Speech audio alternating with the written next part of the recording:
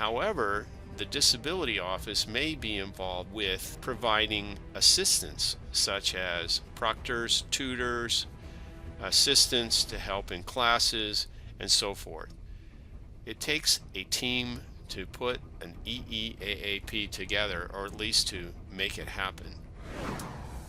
In an EEAAP, you need to describe the product that's not accessible, what known issues and what are possible workarounds, what persons or groups of persons are affected, and try to be specific, especially when it comes to a group of people, such as a class or a department, so that when you write the document, you're able to identify who is responsible and who's affected.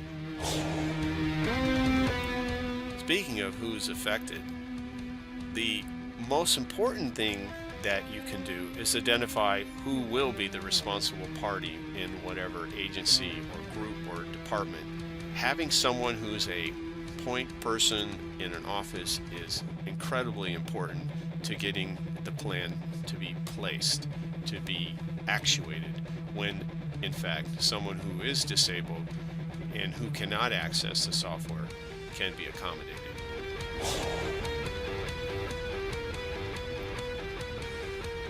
Now we're going to talk about the voluntary product accessibility templates. What is the superpower of using a VPAT? Well, it provides a consistent means of having companies look at their product's accessibility. Without a VPAT, you have no baseline or standard to compare accessibility levels of ICT products. They may not be perfect, but they are foundational. Make sure the sales team doesn't fill out the VPAT. For some schools and some departments, there is a lot of effort in first learning how to deal with VPATs. First of all, most people have never even read a VPAT, let alone have any knowledge of Section 508 standards.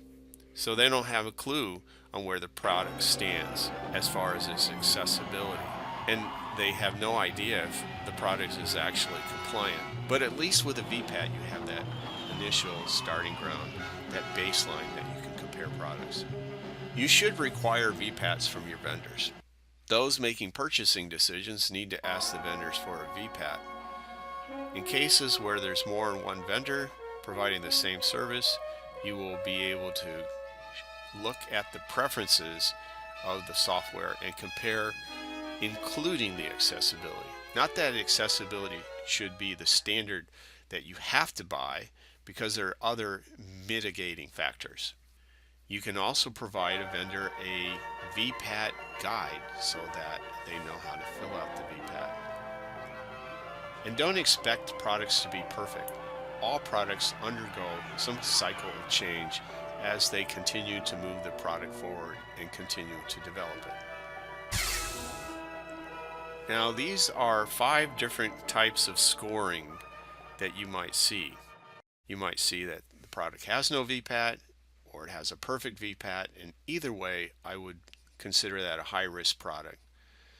It's better to have an imperfect product with detail or no detail, or an imperfect product with a roadmap. Most products that I deal with are not perfect. There are a few that I have, but if I have an imperfect product with a roadmap, the roadmap is telling me they're working on improving the accessibility. That's a win-win for the university.